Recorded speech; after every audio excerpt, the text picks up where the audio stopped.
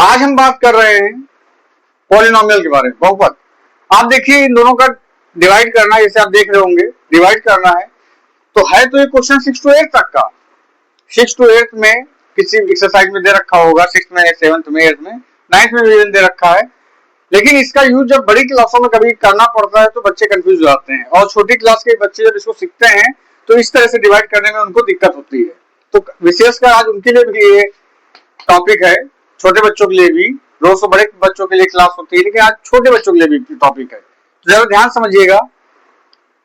ये पॉलिनोमियल है, ये पॉलिनोमियल है, ये कंपटीशन में भी पूछा हुआ क्वेश्चन है, लेकिन थोड़ा सा इसका रूप बदला हुआ था। क्या बदला था?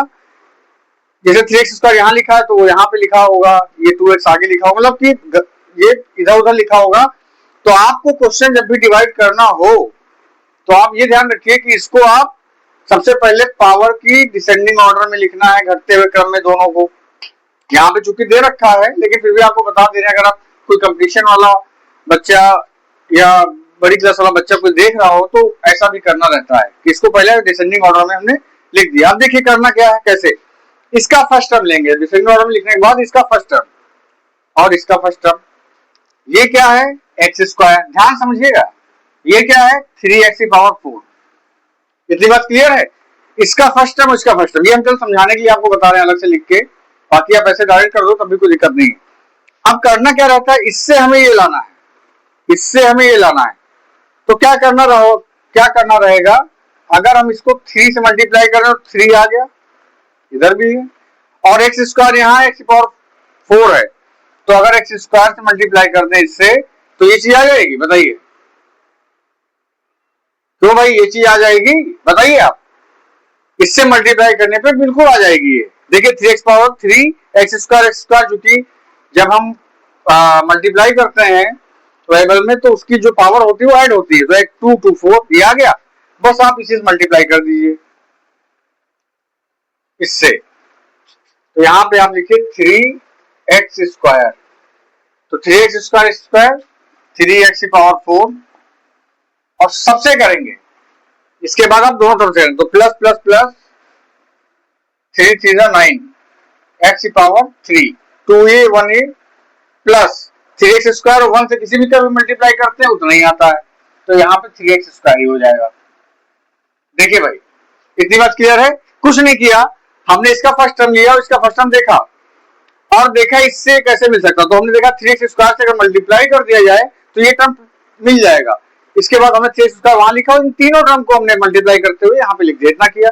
अब देखिए ये दोनों प्लस में, अगर इसको माइनस कर दे तो ये टर्म कट जाएगा, कट गया। यहाँ भी प्लस है माइनस, यहाँ सबको भाई करना पड़ेगा, देखो किया सबको, तो ये टर्म कट गया। और ये क्या है? प्लस का 5, अब इसमें ये वाला साइन लेंगे। अक्सर क्या होता है कि आप लोग ये देख लेते हैं, ये वाला साइन लेंगे, तो प्लस माइनस माइनस, 9 में से 5 गया 4, और x³ है, और चूंकि 9 के लिए साइन है तो 9 वाला साइन बढ़ा तो -4²। अब यहाँ पे प्लस माइनस माइनस, यहाँ भी माइनस लगेगा क्योंकि दोनों माइनस में है, इसलिए माइनस साइन लगेगा, 7 3 10। अब देखिए इतनी बात हो गई। अब इसके बाद फिर आपको वही काम करना है, क्या? जैसे आप डिवाइड में करते आए हैं, ये 2x यहाँ उतार लेंगे, जैसे आप नॉर्मल डिवाइड में करते हैं, यहाँ से टर्म उतारते हुए उतार लिया। अब इसके बाद जैसे आपको पहले बताया गया था कि इसको देखिए और इसको देखिए, अब ये है x² और ये है -4x³। हमें ये टर्म लाना है, कैसे आएगा? सबसे पहली चीज माइनस से मल्टीप्लाई कर, माइनस आ गया, 4 कोफिशिएंट है, 4 से मल्टीप्लाई करें तो 4 आ गया, x² है और x³ है, तो x से अगर मल्टीप्लाई करते हैं तो ये टर्म मिल जाएगा 4x, तो यहाँ पे लिखिए -4x।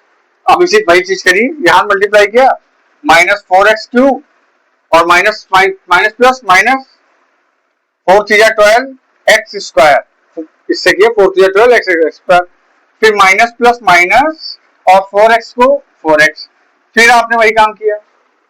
अब साइन बदल दीजिए, प्लस माइनस का प्लस, मतलब कि इसको सब्ट्रैक्ट करते हैं। साइन बदलने का मतलब ये नहीं कि साइन बदल लीजिए, साइन बदलना है, ऐसा नहीं। ये साइन इसलिए बदला जाता है क्योंकि इसको हम सब्ट्रैक्ट करते हैं, सब्ट्रैक्ट भी इसलिए करते हैं, सब्ट्रैक्ट करेंगे तो ये साइन कट जाएगा।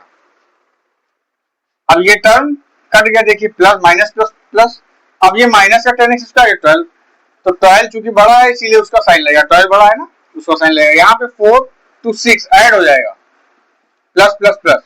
फिर आपने वही काम किया, यहाँ से 2 बचा था, 2 उतार लिया। अब और फिर आपको वही करना है, क्या करना है, इसको देखना है और इसको देखना है। तो ये था एक्स स्क्वायर और ये है 2x स्क्वायर। तो किससे मल्टीप्लाई करें, कितना हो जाए, बस 2 से कर दीजिए। तो यहाँ पे 2 लिख दीजिए आगे, प्लस का 2।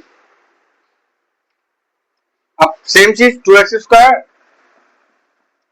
2 प्लस 3 6x, 2 1 जा 2 और इसको फिर सब्ट्रैक्ट कर दीजिए। ये भी कट गया, ये भी कट गया, ये भी कट गया, आपका 0। तो यहाँ पे आप लिख सकते हो जो आपका भागफल आया है कितना है, 3x square minus 4x plus 2 और जो शेषफल है रिमाइंडर वो कितना है 0। इतना हो गया, इसको समझ लीजिए। कुछ नहीं करना है, बस इतना ध्यान रखना है कि इससे फर्स्ट टर्म देखना है। जब भी इसको करने के बाद फिर फर्स्ट टर्म देखा गया, इसको कर लिया हमने, फिर इससे फर्स्ट टर्म देखा गया। आराम से करना है, इसको जरा देख लीजिए, बात समझ लीजिए। अब ध्यान से देखिए, ये क्वेश्चन है, ये आपको करना है, कुछ नहीं करना, बिल्कुल वैसे ही करना है। आप इसको करिएगा जरूर। ये इसका उत्तर दे रखा है, आंसर दे रखा है। करने के बाद आंसर मिला लीजिएगा। अगर कोई दिक्कत होती है तो कमेंट के माध्यम से अवगत कराइएगा। दूसरी चीज ये है कि जैसे क्वेश्चन है ये आप कर लेंगे तो थोड़ा सा आपको कॉन्फिडेंस भी बढ़ेगा। बात समझ रहे हैं? तो इसको कर लीजिएगा और वीडियो को थोड़ा सा लाइक सब्सक्राइब करते रहिए ताकि थोड़ा सा कॉन्फिडेंस बढ़ता रहे और हम आगे अच्छी चीजें लाते रहें। यकीन मानिएगा, ऐसी चीजें लाएंगे। आप बताइए, तो कमेंट के माध्यम से बताइए हमको ये पढ़ना है, आपको तुरंत समझ में आएगा, ये जान लीजिएगा आप। इसलिए इसको थोड़ा सा सब्सक्राइब कर लीजिए और लाइक करिए और ये क्वेश्चन जरूर कर लीजिएगा।